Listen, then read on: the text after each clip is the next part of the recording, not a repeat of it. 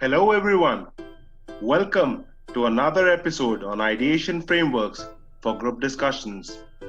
In this series, I teach you how to generate ideas in a GD and rock the GD like a pro. For those of you who are watching my video for the first time, I am Ashish Saini, an engineer, MBA and civil servant. Before we start, hope you have seen my earlier video where I showed how the PESTLE framework could be used to generate ideas. If you missed that video, you can find the link to the video in the description below. So today friends, we are going to learn a very powerful tool, the Analytical Dimensioning Framework. This framework will help you stand out as the rational and analytical thinker in the group, as the person who gives the GD a structure and direction, and as a potential leader of an organization. Before learning about the framework, let's take a sample GD topic. Recently, I got the opportunity to moderate a GD, and the topic for the GD was brain drain. This is how the GD went. Member 1 started by saying, I am totally against the fact that our people go abroad and use their brains and knowledge for their own advantage when they can do so much for their own country. Member 2 replied, I support brain drain as people have the right to go and choose a better life for themselves. Member 3, I second Member 2 as deserving people get better salaries. Member 4, our teachers from IIMs and IITs go abroad to give lectures and our knowledge is just shared for free. Member 2 comes into the picture now and says, I think we are confusing brain drain a little here. The concept of brain drain is that government educates people and they go abroad. So government spends so much and you just go abroad. Hence I am against it. This went on and on and on for 15 minutes. Well, sadly, this is typically how a GD goes. Why I say sadly is something you will understand in the next few minutes. Now let's bring Smart Shubham into this GD. Smart Shubham has seen these videos of mine and is aware of the ideation frameworks. Smart Shubham takes the opportunity to start the GD and begins by defining the topic. He says, hello friends. First of all, let's define what brain drain means so that all of us are on the same page in terms of the definition. Brain drain means the migration of skilled human resources for the purpose of trade, education, etc. Now, why does the migration or brain drain takes place in the first place? One reason that's coming to my mind right now is better salaries and standard of living for individuals. Now, other members of the group also come up with a few ideas, while Shubham uses the PESTLE framework to barge in with newer and newer ideas every minute.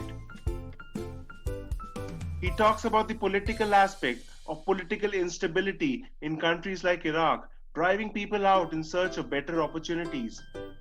He talks about people from hierarchical societies, stratified on the basis of caste, race, gender, etc., moving out in search of more egalitarian societies. He talks about how scientists and researchers move in search of better research infrastructure. He also talks about how better connectivity because of technology like aircrafts and ships have helped people move across borders easily. Well, Smart Shubham doesn't stop here. He also talks about how the poor environmental conditions like air pollution, water pollution, etc. are driving people out. This way, he has already rocked the GD using the PESTLE approach. But imagine a scenario where the other members of the GD group also knew about the PESTLE framework and came up with all the ideas that Smart Shubham had. Well, no problem.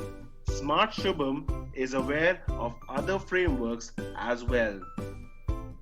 He comes back in the GD after 2 to 3 minutes, just summarizes some of the points that have been spoken on why brain drain is happening and says, okay friends, we seem to have understood that there are a number of factors for brain drain.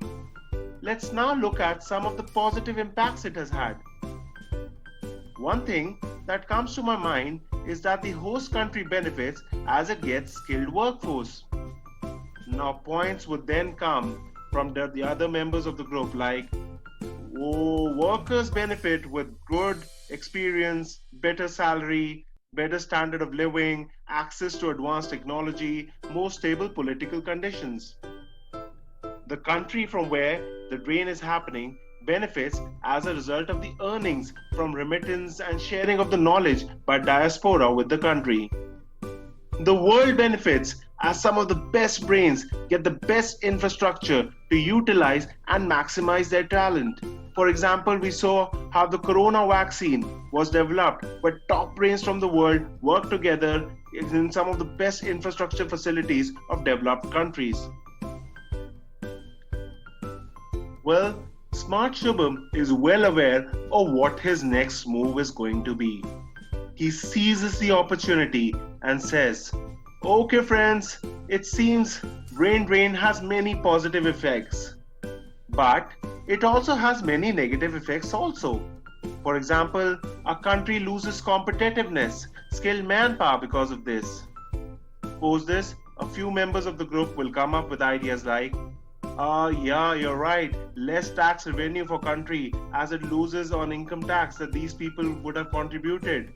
Some would say, IMF said that brain drain leads to lower growth for the country that loses the manpower. The innovation capacity is also reduced because of this. Well, there are also non-economic impacts like the control of corruption, the voice of accountability, the rule of law, the government effectiveness becomes lesser in countries from where brain drain happens. Smart Shubham now makes his next move.